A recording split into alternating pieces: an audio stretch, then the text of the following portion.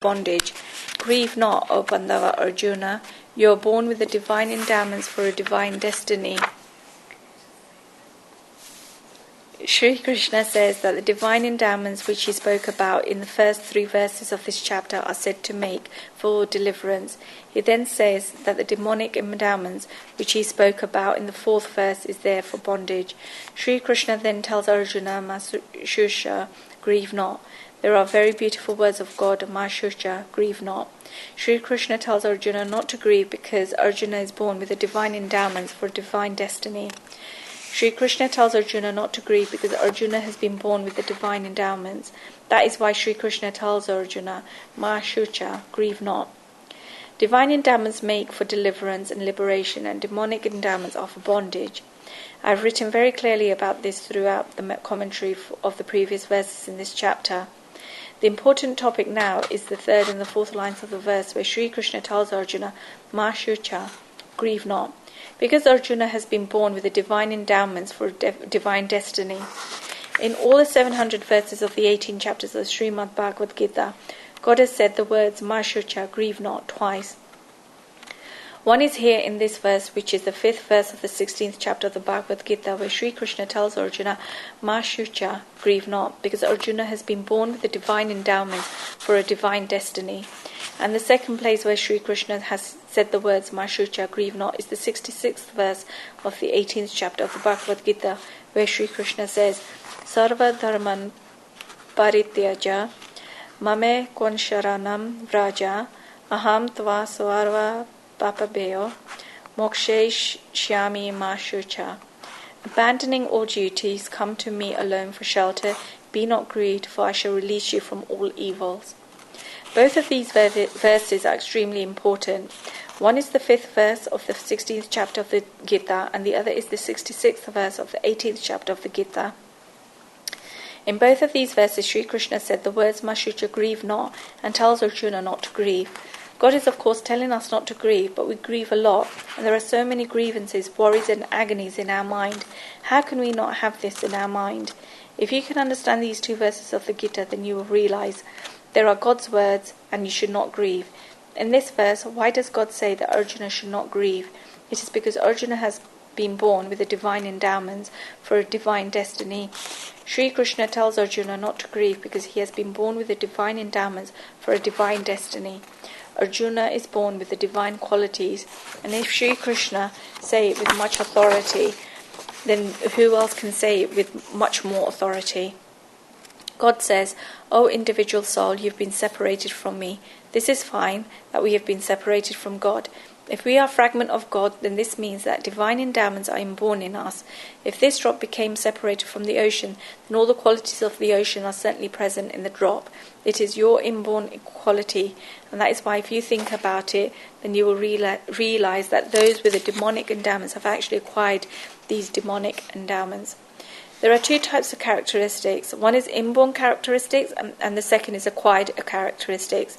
The latter are characteristics that we have acquired from the outside. For example, you have the demonic characteristics of dharma, hypocrisy and ostentation. Is dharma, hypocrisy and ostentation inborn? No. If you look at a young child, then a young child never has the characteristics of dharma, hypocrisy and ostentation. A young child shows what is on a young child is very straightforward. A young child has divine qualities. We look at the divine qualities, arjavam, uprightness, and mardavam, gentleness. Earlier in this chapter, a young child is both upright and gentle, but you have to teach him to become hypocritical or ostentatious. When a 5-year-old son is in someone's house and the father is sitting there, then the bell rings. Then the father knows that a creditor is coming. There is nobody else in the house except for the 5-year-old son and the servant. The father goes inside a room and tells his son that, look, son, they are coming. When they come inside, then tell them that the father is not inside the house. I'll be sitting inside the room. The poor child cannot understand how this can happen and how his father can go inside the room and how he can tell the creditor that his father is not inside the room. The father orders his child to tell them he is not inside the house. The father goes to the other room and sits inside there. The creditor opens the door and the child is playing. The creditor calls the child and asks the child what his name is. The child says, my name is Pinto. The creditor says, really? And pulls out a chocolate from his pocket. Then he asks the child where his father is. The child tells the creditor that, shall I tell you? Father is inside, but he has told me to say that he is not inside the house. This is a child. Then the father inside the room gets agitated and tells the child that you have ruined my game. He has not ruined you, that he has made efforts to bring you on the right path. The father thinks that this 5-year-old Bintu has ruined his game and gets angry with Bintu once, twice or 3 times, but until Bintu is 15 years of age. Has Bintu improved or become spoiled? He has improved, and he himself says that, Mummy, if this person calls, then tell them that I am not at home. I will be sitting here. Pinto has become a very good boy now. The colour of the times has become stuck to him so much, you have to teach some of the characteristics of dham, hypocrisy and ostentation. No child has the characteristics of dham, hypocrisy and ostentation from birth. A child manifests whatever he is. You would have to teach him the demonic endowments. You would have to teach him things such as dharpan, arrogance, abhiman, pride, ahamkar, egotism. You would have to teach him krodh, anger. When a child is born, then it is so peaceful. Look at the child that has just been born. The child is so peaceful. Then when the child looks around, then there is a lot of noise and jumping up and down, going around. The child begins to pull all of this like a sponge. Then krodh, anger comes. Does a child know harshness? There is so much gentleness in a child's language. A child's eyes are so straightforward. There is no harshness in a child's eyes. There is no harshness in a child's body. There is a child know how to clench its fist? No, the child is completely gentle. Neither does the child have harshness in his body, neither does the child have harshness of the speech. Neither does the child have harshness in the eyes, and neither does the child have harshness in his heart. That is why Sri Krishna tells Arjuna, Ma sucha, grieve not. Just think about one thing, that if something is not ours, and if something is not inborn, then it is very easy to get rid of it. If we have bought something from outside, then we can throw it outside. You will become clean because you are clean. You should get rid of the dust that has accumulated on the furniture. Dust is not your integral part. It is not part and parcel of you. You should get rid of it. If you have worn a costume, then you should throw the costume outside. It will go away. And that is why Sri Krishna says, Ma shucha, no grieve not. I see so much love in the words of Ma shucha, grieve not. Arjuna must have lost so much courage. Arjuna is thinking that, God, you are talking about such great things, but they do not seem possible to me. Sri Krishna tells Arjuna not to worry, because Arjuna has been born with the divine endowments for a divine destiny. That is why Sri Krishna tells him, Ma shucha, grieve not. Sri Krishna tells Arjuna that this is Arjuna's form, and that is why Ma shucha, grieve not. And Sri Krishna is not just saying this to Arjuna, but he is saying this to all of us. Arjuna is the medium, and Arjuna is a representative for all of us. Sri Krishna is telling this to each and every human being in the world, that Ma shucha, grieve not. Because we have been born with divine endowments, this is our own form, and we will see the second Ma shucha, grieve not, and it comes up in the 66th verse of the 18th chapter, but we will see it today as well, that when does not one grieve. Sarva dharmen parityaja mame kanshuranam raja aham tvas sarva papebhyo mokshe shyami ma shucha. Abandoning all duties, come to me alone for shelter. Be not grieved, for I shall release you from all evils. Sri Krishna tells Arjuna to come to him for shelter. Is Arjuna scared of sins? Sri Krishna tells Arjuna, Ma shucha, be not grieved, because Sri Krishna will release Arjuna from all sins. In this verse, Sri Krishna tells Arjuna that he has been born with divine endowments for a divine destiny on liberation, because this is the ultimate goal. Even there, God says that I will give you liberation. Over here in this verse, Sri Krishna has given emphasis to our potentially and our power, and in that verse, Sri Krishna has given emphasis to surrendering. In the 3rd verse of the 16th chapter, Sri Krishna addresses Arjuna as Bharata. Bhavanti sampadam devim abhijatsaya Bharata.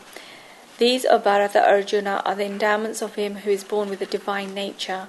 In the 4th verse of the 16th chapter, Sri Krishna addressed Arjuna as Partha. Ajnanam shabhajatayasa Partha sampadam asurim.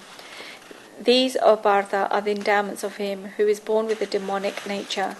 And in the 5th verse of the 16th chapter, Sri Krishna addresses Arjuna as Pāndava. Ma shucha sampadam devim abhijato si Pāndava. Grieve not, O Pāndava, Arjuna, you are born with the divine endowments for a divine destiny. Sri Krishna has therefore in the last 3 verses added Arjuna as Bharata, Partha and Pāndava. These 3 ways of addressing Arjuna are worth thinking about in the context of what Sri Krishna is saying in this verse.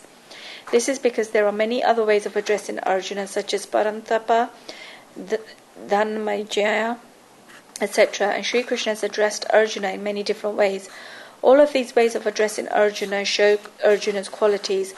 But if you think about it, then these 3 ways of addressing Arjuna, Bharata, Partha and Pāndava, then they will teach you a lot about the context of this verse. Bharata is related to Arjuna's lineage, because Arjuna was born in the lineage of Bharat, and that is why he is addressed as Bharata. Partha is related to Arjuna's mother, because Arjuna is the son of Pratha, and that is why he is Partha. And third, Pāndava is related to Arjuna's father, because Arjuna is the son of the Pandu, and is therefore addressed as Pāndava by the name of his father here. When Sri Krishna tells Arjuna that he has been born with the divine endowments for a divine destiny, then this is for the 3 reasons. Because Arjuna has been born of a great lineage, Arjuna's mother is great, and Arjuna's father is great. That is why divine qualities are inborn in Arjuna. Of course, from a spiritual perspective and from the perspective of the supreme truth, Arjuna has been born with the divine endowments for a divine destiny, but the lineage Arjuna is of, the fact that he is the son of Partha and the fact that he is the son of the Pandu, shows that Arjuna is born with the divine endowments for a divine destiny. We all have 2 of these 3 qualities. We say that we are all Bharata because we are Indians, and the root name of India is Bharat. But who is true Bharata? One who has rati, love, light, is Bharata.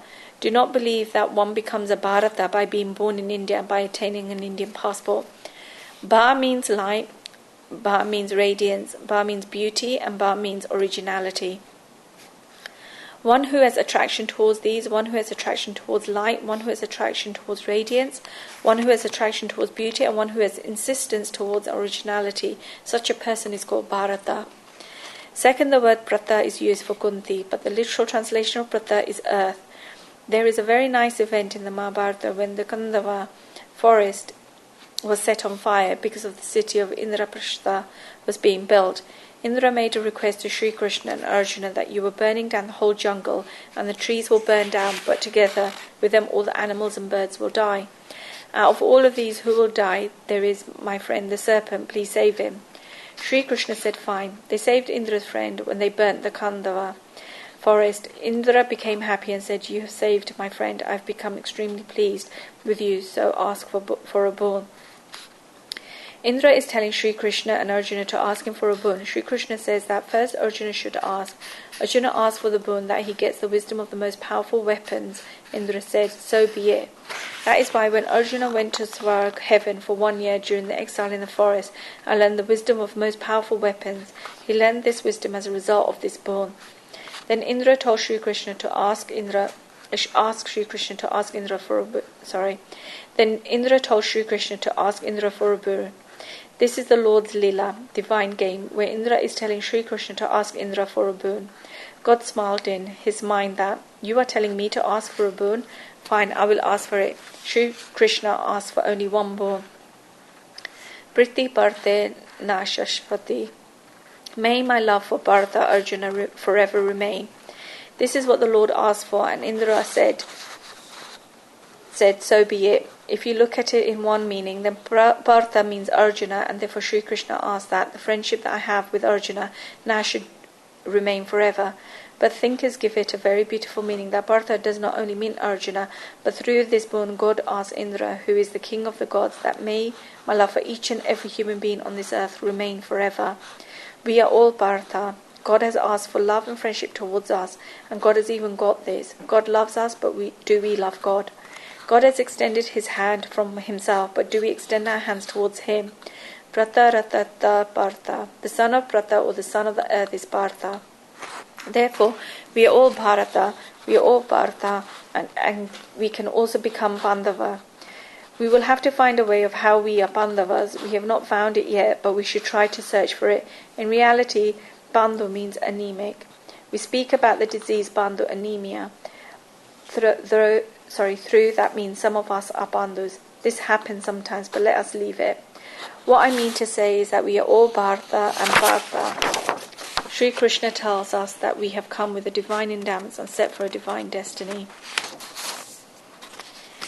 Verse 6.